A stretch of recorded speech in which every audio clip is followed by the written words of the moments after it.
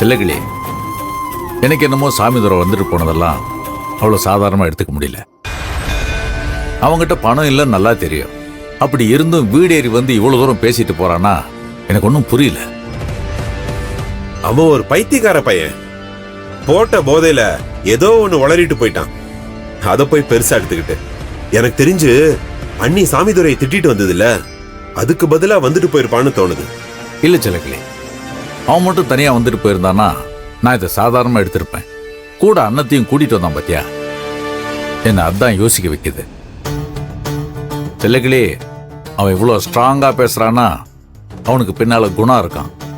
குணம் இவ்வளோ பணத்தை செலவு பண்றான்னா அதுக்கு ஏதோ கணக்கு வச்சிருக்கான். அந்த கணக்கு என்ன நம்ம கண்டுபிடிச்சே ஆகணும். செல்லகிளி, நாம அசால்ட்டா இருக்கக்கூடாது, ரொம்ப ஜாக்கிரதையா இருக்கணும். ஆமா, அவன் மேல ஒரு கேஸ் இருந்துச்சு, என்னாச்சு? கேஸ் நடந்துகிட்டு தான் இருக்கு. எப்படியும் சீக்கிரம் தீர்ப்பாயிடும். தீர்ப்பு என்ன வரப்போகுதுன்னு தான் தெரியல.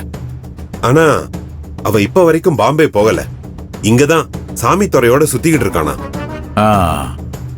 அவன் மேல ஒரு கண்ணு வச்சுக்கணும் செல்லக்கிளி.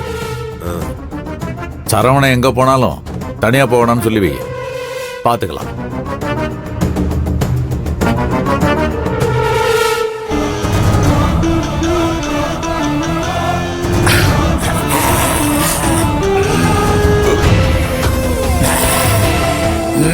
என்ன காணோம்? வந்துச்சு மாமா.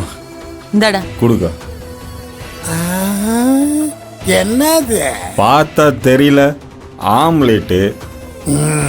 எந்த முட்டையில போட்டது? யானை முட்டையில. இவ்வளவு சின்னதா இருக்கு. நான் கூட கோழி முட்டையில போட்டதோன்னு நினைச்சேன். ஐயோ மாமா, போதை ஏற வேண்டியதுதான், ஆனா இந்த அளவுக்கு ஏறக்கூடாது. எந்த ஊர்லயா யானை முட்டை போட்டுச்சு? கோழி முட்டையில போட்டதுன்னு எனக்கு தெரியுது மாப்ள. ஆனா ஆம்லேட்டு பல்லி முட்டை சைஸ்ல இருக்கு, அதான் கேட்டேன். அதை விடுங்க மாப்ள. மாப்ள, 2 நாளா எனக்கு தூக்கமே வரல. அந்த செண்பகவல்லி என்னை அவமானப்படுத்திட்டு போயிட்டான். என்ன வெறும் பையன்னு சொல்லிட்டு போயிட்டான். சரி, வேற என்ன சொல்லணும்னு எதிர்பார்க்கிற? உன்னை மகாபிரபுன்னு சொல்லுவாங்களா? தசால் அப்படிதான் கூப்பிட்டு இருக்கணும். ஆனா அவ என்ன அசிங்கப்படுத்திட்டு போயிட்டான். ஆனா நீ தைரியம் கொடுத்து அனுப்புனல்ல, கீச்சு தொங்க போட்டு வந்துட்ட. அத்த போடுற இத்த போடுறன்னு சொன்னதா அவங்க அப்படியே ஷாக் ஆயிட்டானுங்களா. இவனுக்கு ஏதுடா இவ்வளவு காசுன்னு? மச்சான் உடையான் வடைக்கு அஞ்சான். ஐயோ, அது படைக்கு அஞ்சான். மாப்பிள, உங்களுக்கு பழமொழி தெரியுமான்னு செக் பண்ண. ரைட்டு, விடு. ஓவரா பேசினால செண்பகவல்லி. அவ புருஷன் கொடுத்த 10 லட்சம் லம்பா நம்ம கிட்டதான் இருக்கு. நான் கொடுக்க முடியாதுன்னு சொல்லிட்டேன். அந்த 10 லட்சம் லாபம் மாப்ள. என்ன லாபம்? இருக்கிற வீட்டையும் உன் மக அடமானம் போட்டு அந்த 10 லட்சத்தை அவ மாமா வீட்டுல கொண்டு போய் கொடுத்துட்டு வந்துட்டா.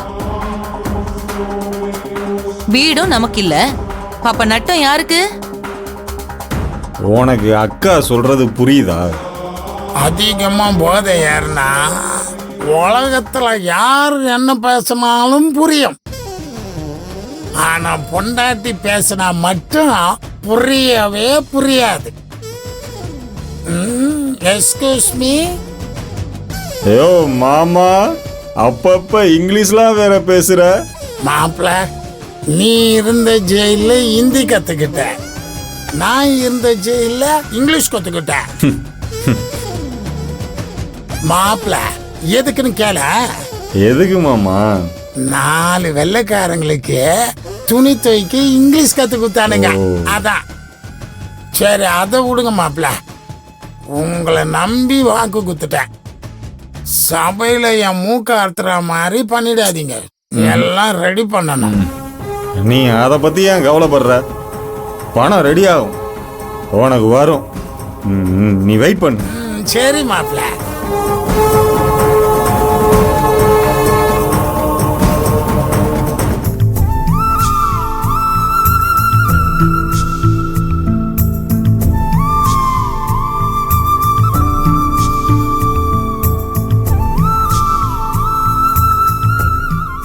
இவங்க 3 பேரும் சேர்ந்து வேற ஏதோ திட்டம் போடுறாங்கன்னு நினைக்கிறேன் மீனா.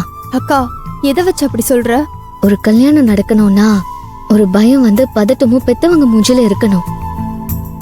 எல்லாம் செஞ்ச பின்னாடியும் என் மாமா மூஞ்சில இன்னும் சிரிப்பு வரல. கவலையோடவும் டென்ஷனோடவும் சுத்திட்டு இருக்கு. ஆனா அப்பா ஹாயா சுத்திட்டு இருக்காரு. அதத்தான் சொல்றேன். ஆமாக்கா, எனக்கும் அப்படிதான் தெரியுது. குணா ஏதாவது ஐடியா கொடுத்திருப்பானோன்னு எனக்கு தோணுது மீனா. அவன் இன்னும் இந்த ஊருக்குள்ள எதுக்கு சுத்துறான்? அக்கா, நான் ஒரு நாள் அப்பா கிட்ட அதை கேட்டேன்க்கா. ஏன் குணா மாமா இன்னும் பாம்பே போகாம சுத்திட்டு இருக்காருன்னு. அதுக்கு அவர் மேல இன்னும் கேஸ் நடக்குதுல்ல, அதனால அது முடிஞ்சதுக்கு அப்புறம் போவாருன்னு சொல்லிச்சு. கேஸ் முடிஞ்சு எங்க போறான்? ஜெயிலுக்கு தான் போறான். அக்கா, நீ எதை பத்தியும் யோசிக்காத. நடக்க வேண்டியதெல்லாம் நடக்கும். மாமா உன்னை அப்படிலாம் ஒன்னும் விட்டுறாதுக்கா. ஏய், நான் அத பத்தியெல்லாம் யோசிக்கல மீனா. ஆனா அப்பா நாளைக்கு உன்னை எப்படியெல்லாம் நடத்துவாங்கன்னு கொஞ்சம் கவலையா இருக்கு. அக்கா, எனக்கு நீ இருக்கும்போது எனக்கு என்னக்கா கவலை? அதெல்லாம் பாத்துக்கலாம். நீ எதுவும் யோசிக்காத. சரிக்கா, நான் போய் சாப்பாடு எடுத்து வச்சுட்டு வரேன். நீயும் வா சாப்பிட, சரியா?